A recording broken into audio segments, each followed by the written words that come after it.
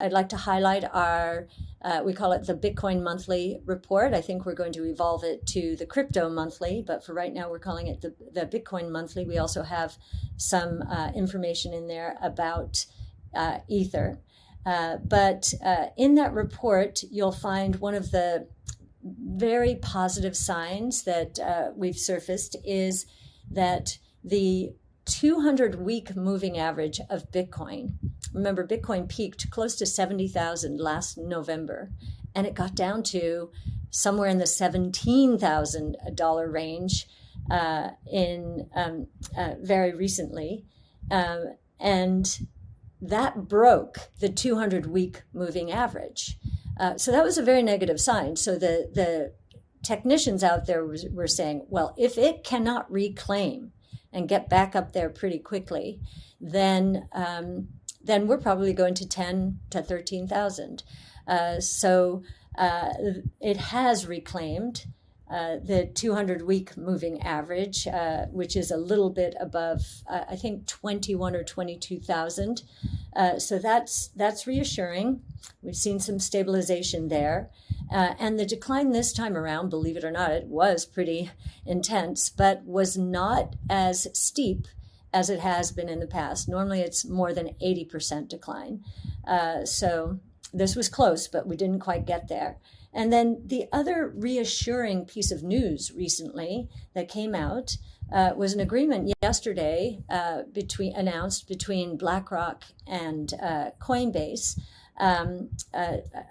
to partner so that BlackRock could, through its Aladdin Technology Solutions ecosystem, on which $40 trillion worth of assets sit, they wanted a seamless on-ramp into crypto that Coinbase is going to provide.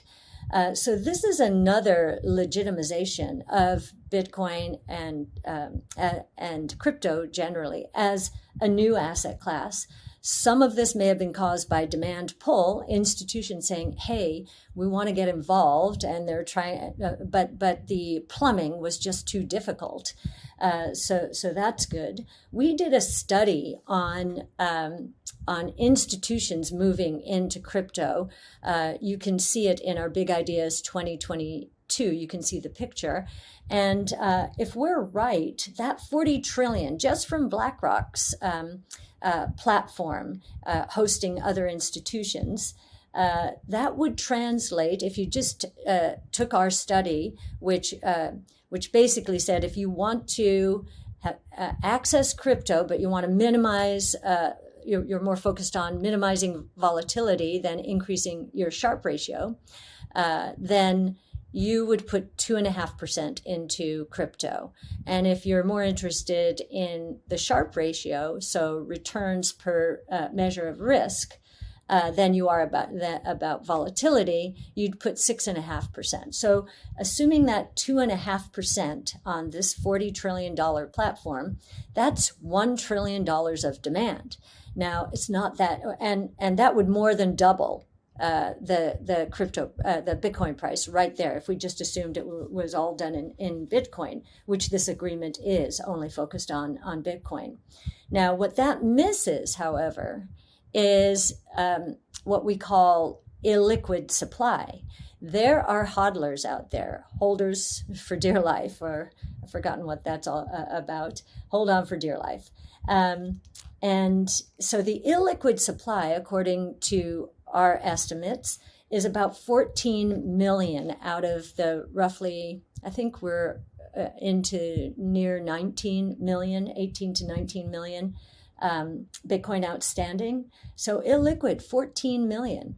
And by our calculations, only 3 million units are truly liquid. So the demand, if we were to see a $1 trillion increase in demand, then it would probably drive the price up much higher than the doubling that I just mentioned. So you can see that work also on our website, arc-invest.com. Yassine El Mandra wrote a report really focused on what institutional demand might do for the Bitcoin price. And so I'm really glad we have it. You can take a look at it and see our logic there.